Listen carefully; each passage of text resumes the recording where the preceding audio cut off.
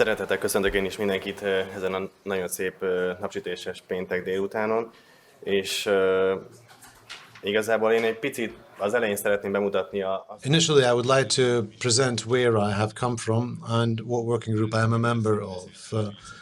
We actually work at the Department of Internal Medicine and Oncology. The department looks very similar to what it does in these pictures. However, the knowledge that enters into these old walls advances the work of the university and the patient care provided by the university, and it is through that we can achieve outstanding results. The working group was established in 1992. It's actually the first genetic working group in Hungary.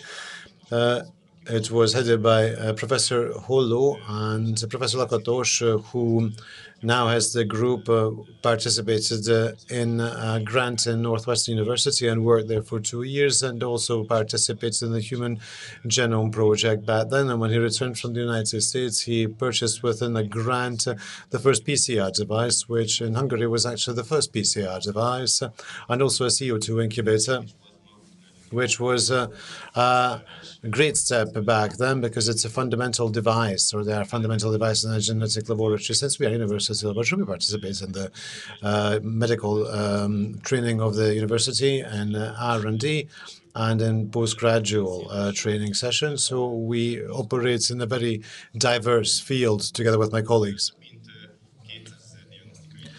We have performed over 200,000 diagnostic tests in the past period. And in 2007, when the performance volume limit was introduced into the healthcare system,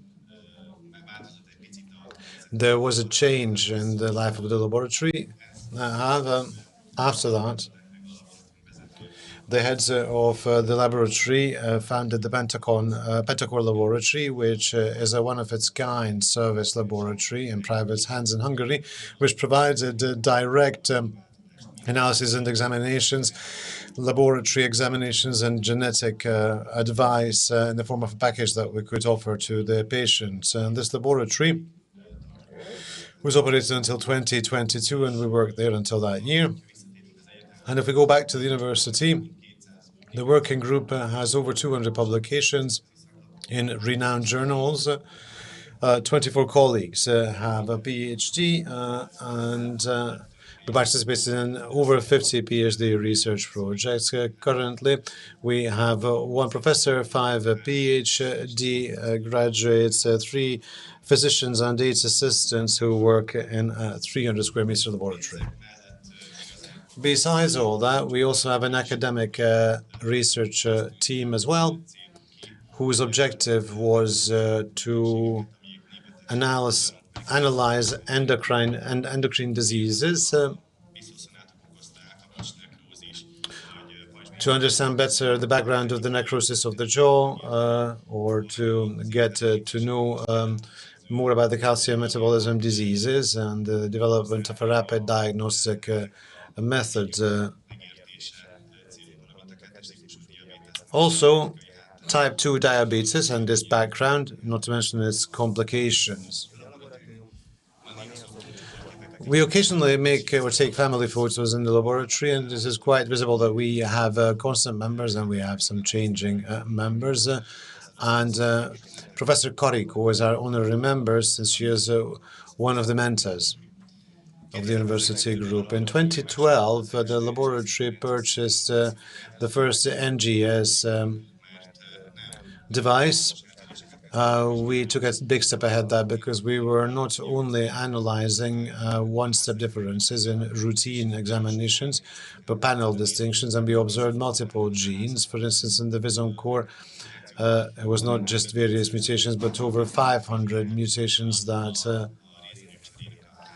which is in the background of the metabolism, copper metabolism. This was a great step ahead because we were 5 years ahead of Hungarian diagnostics. No one understood what we were doing. However, we could save multiple patients because the Clinic of Internal Medicine was also acting as a central medicine. In 2018, we took further steps ahead, and we don't sequence panels here, but we sequenced exomes, and we reached a start where we are not sequencing exomes but genomes, because it is much more worthwhile and we can gain far more information from that. And therefore, cooperating with multiple other laboratories, we have the opportunities to work on not the largest, but the second largest sequenator. And since we're talking about oncology, in 2015, we established a relationship with the US-based Natera laboratory. It's the prenatal genetic screening and molecular residual disease monitoring, or that is what it performs. And that's what we dealt with. And in 2019, we had the opportunity to work together with the Cambridge and Heidelberg universities and send the first samples from oncological patients. And in 2019, in June, the Signatera monitoring test was launched. And as of June 2019, we already could send the samples coming from 2 patients, which means that they were so ready with our response that we exceeded all other countries in the world, and the American laboratory was just blinking, asking who Hungary and who is this Budapest-based laboratory who could perform this feat. Since then, the Signatera test has started rewriting oncological thinking and oncological protocols, and we received a threefold award for this examination, the main essence of which was that the US-based laboratory will not perform the FDA approval any longer, because this three-time award provides them with the opportunity that can be applied as a medical device in oncological care. 3 months after the publication, Medicare said that it would actually fund this type of examinations in the case of colorectal cancer.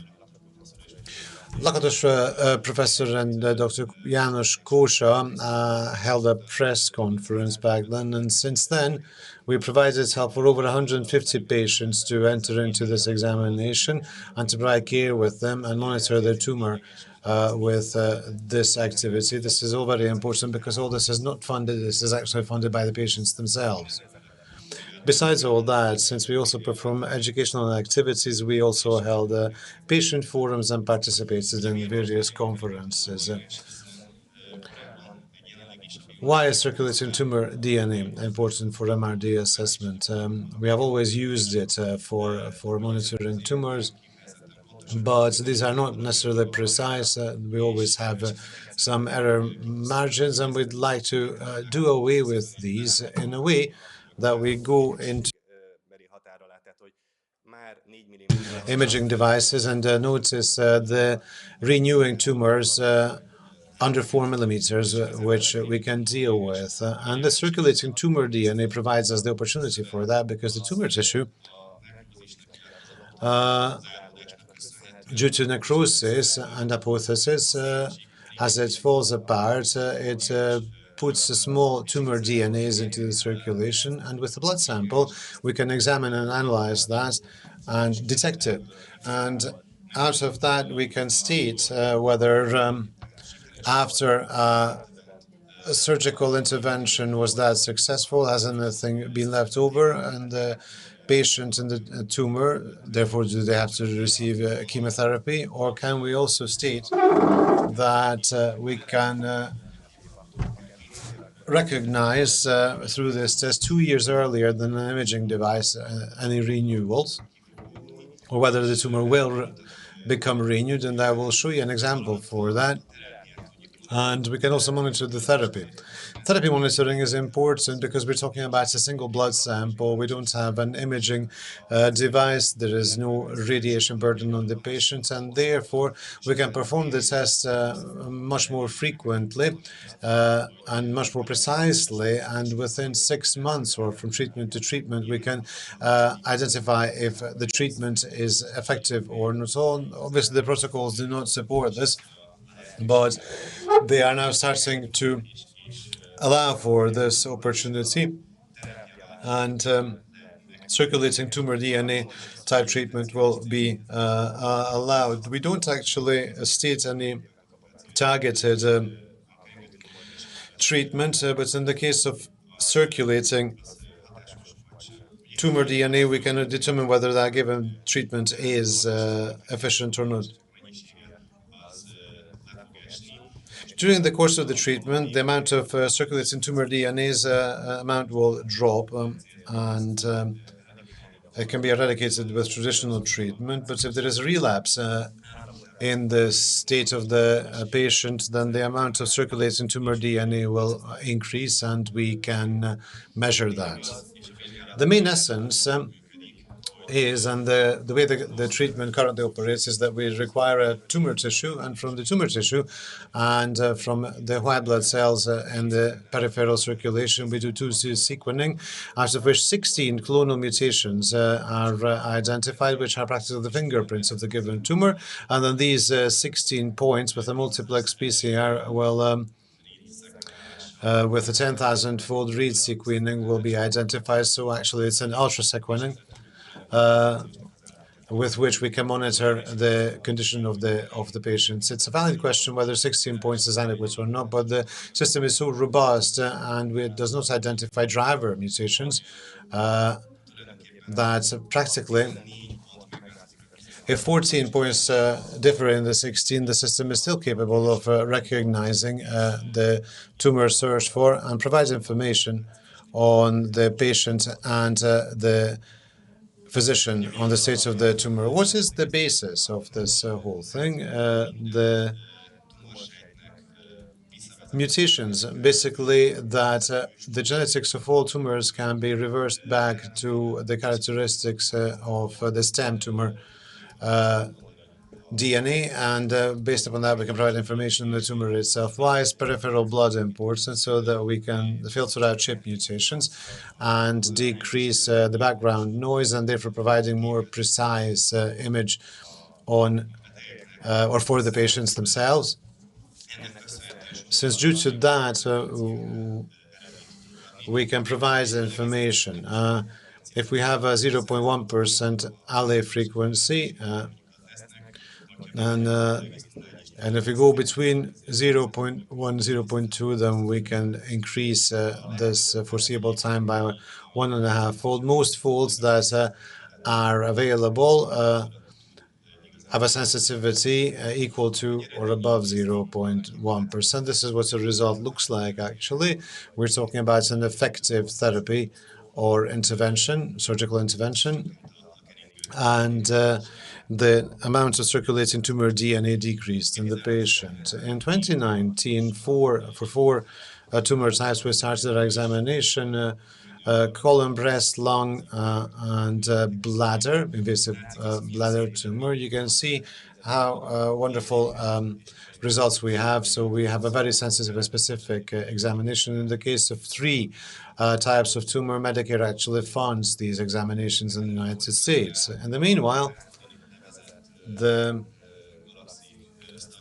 Galaxy study, also called the Japanese study, had started, which meant that 100,000 patients were involved, colorectal cancer patients where their circulating tumor DNA was observed after their surgical intervention, and those who did not have any were treated, and those who had circulating tumor DNA were treated, after which the circulating tumor DNA was once again measured, and it's quite visible that those who had no circulating tumor DNA after the operation have a much better chance of survival, where circulating tumor DNA could be detected in the other patients in the blood. If we observe these, then it is also highly visible that those who were positive after their operation, but they only had circulating tumor DNA, therefore the imaging device had no hit, they had a much better chance of survival than in the case of those where they had to wait for the imaging device to show any hits. And the same is visible in any other stadium. Those who were positive and received treatment That is, the relapse of the tumor was identified earlier, or they receive adjuvant therapy as a help in order to boost the efficiency of the traditional therapy, have a much better chance of survival. What is important, that those who are negative for circulating tumor DNA after the operation, for them, chemotherapy provides no advantage or benefit, which is usually used as a safety chemotherapy. We have our own case as well, a case study. This is the case study of a male patient in the South Budapest hospital. So we're talking about a male patient where the main essence was that a grade 3 carcinoma was identified, which was operated on, and after the operation, they had ctDNA positivity, so circulating tumor DNA, 1.64 average molecule per milliliter of blood. The CT was negative, and they initiated the adjuvant chemotherapy. And 3 months later, they reiterated the circulating tumor DNA, where they saw a significant increase. However, the CT still did not show any relapse or renewal of the cancer. The decision was the chemotherapy should be continued. The therapy ended, was concluded, and with the PET-CT, the circulating tumor DNA was proved correct, and the test actually underlined the validated data. That's in the case of colorectal cancer, the circulating tumor DNA examination can see 6 months ahead. And if they had not received adjuvant treatment, then this would probably not have been the PET-CT image that we received. This sparks lots of questions because the protocols are unclear. What can be done? Can we provide treatments in the case of positive circulating tumor DNA examination? Should they change the therapy, etc.? Lots of things have to be clarified, but the world and the American guidelines are now taking the position of taking into consideration the circulating tumor DNA results. And in the case of colorectal cancer, this will be taken into consideration, underlining the necessity of changing the therapy and a more close oncological monitoring. There is not a single circulating tumor DNA test that is approved. It's not an FDA-approved test. Obviously, they have provided an award for that, which shows that it has potential, and very good direction was taken. These examinations are not funded by the state care system, so the patients actually fund these examinations themselves. Obviously, there were attempts, but we did not achieve a breakthrough. And if we're talking about circulating tumor DNA examinations, then the conventional biopsies, to what extent should they be taken into consideration? How should they be used? Because naturally there are pathological and diagnostic aspects, important parts in the tissue samples. But if there's a new primary cancer in the patient, then the circulating tumor DNA cannot follow up on that. They can only follow what we have a tissue sample available. Often this is in the imaging device where we see a shining light because that is a new primary tumor. Obviously, the future and the not too distant future shows that based on microRNA, we can follow tumors or monitor tumors. Obviously, the circulating tumor DNA will allow us to perform these examinations from a single drop of blood. And when we will not only be able to state whether there was a relapse in the tumor or whether the patient has a tumor, but we'll also be able to say where the tumor is located without a CT examination. I'd like to thank you for your kind attention.